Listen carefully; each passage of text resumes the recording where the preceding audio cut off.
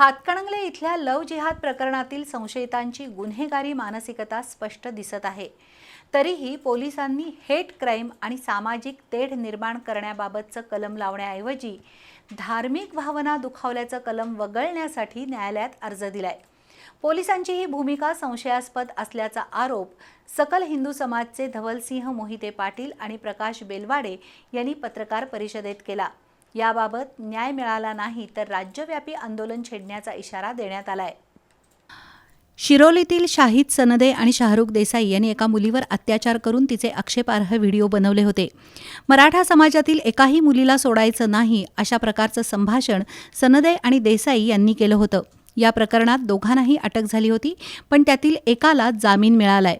त्यामुळे हिंदुत्ववादी संघटना आक्रमक झाल्या असून पत्रकार परिषद घेऊन हातकणंगले पोलीस तपासातील 100 गंभीर आणि संशयास्पद त्रुटींची यादी जाहीर केली।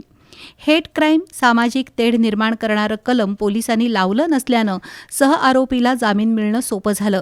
तपास अधिकाऱ्यांनी पीडित तरुणीचे अश्लील फोटो, व्हिडिओ आरोपीच्या चेहऱ्याशी जुळवताना महिला पंचांना सोबत घेतलं नाही।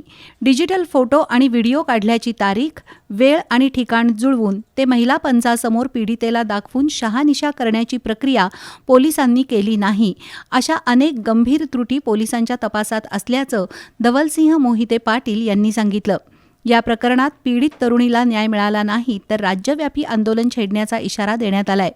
यावेळी संताजी घोरपडे, व्यंकटेश मोटे, अनिरुद्ध कोल्हापुरे, निरंजन शिंदे, शिवानंद स्वामी, दीपक काटे, गजानन तोडकर उपस्थित होते।